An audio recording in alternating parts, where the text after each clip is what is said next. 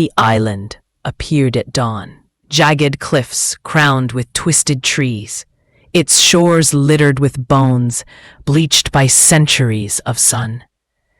No birds called, no waves broke too close. It was as though the sea itself feared to touch it. As they stepped ashore, the ground trembled faintly, and a voice, low and ancient, slid into their ears like smoke. Turn back. The gate devours all who enter. Yet greed is a stronger wind than fear. They pressed forward. The jungle closed in on them quickly. Vines hung like ropes, dripping with black sap. Statues of impossible age lined their path, carved in the likeness of horned women with hollow eyes. One statue bled when touched. Another seemed to breathe. Every mile revealed a new omen.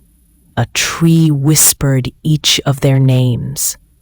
A pool of water reflected their faces, yet twisted, rotting, dead. Still, they pressed on, hearts pounding with equal parts terror and desire. At last, they found the mouth of the cave.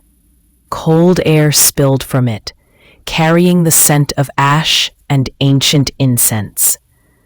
Across the entrance were etched symbols that none of them could read, though one woman swore they looked older than the world itself.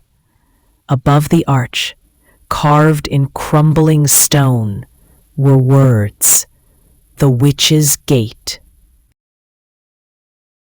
The cave was no natural formation. Its walls were smooth, carved with spirals and glyphs that pulsed faintly with red light. The deeper they went, the colder the air became, yet sweat ran down their skin as if the cave's breath was alive. The first death came quickly. One of the men touched a symbol that glowed brighter as his hand met it.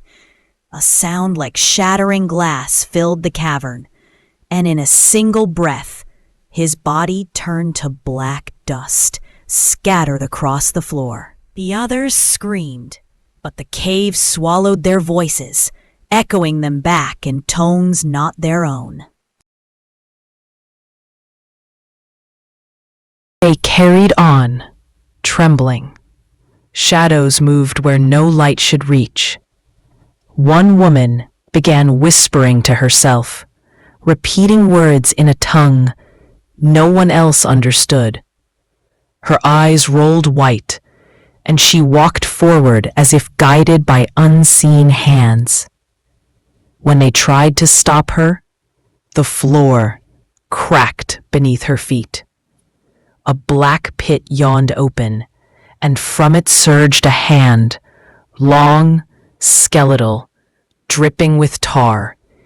It seized her, dragging her down screaming into the void. Her final cry echoed for minutes, though she was already gone. The survivors pressed deeper. 4 remained.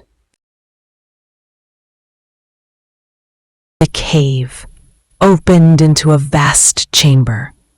In its center was an altar of obsidian, surrounded by pillars carved with writhing figures, half human, half beast. Upon the altar lay a book, its pages fluttering though no wind blew. As one man approached, the book opened by itself. From within, a black mist poured forth, filling his lungs. He clawed at his throat, choking, until his chest burst open with fire. His screams were the sound of 1,000 voices. He collapsed, a hollow husk. The mist lingered, curling into the shape of a woman with horns and hollow eyes. The witch herself. The witch did not walk, she drifted. Her face was beautiful and terrible, shifting with every glance. Her voice was a chorus, sweet as lullabies, sharp as blades. "You seek treasure," she whispered. "Then take it and let it take you." The last two survivors tried to run, but the cave twisted upon itself, sealing every path. The witch's shadow stretched, filling the chamber. One of the women screamed until her jaw tore open, her body withering to nothing. Only one remained, a man, shaking, clutching a torch. He stumbled backward as the witch leaned close, her eyes glowing with the light of dying stars.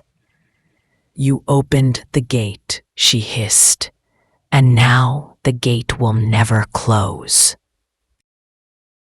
The man was found days later, washed up on a distant shore. His hair had turned white, his eyes forever wide in terror. He spoke only one word before dying. The witch's gate still waits, hidden in the sea's black waters. And those who hear its call never return.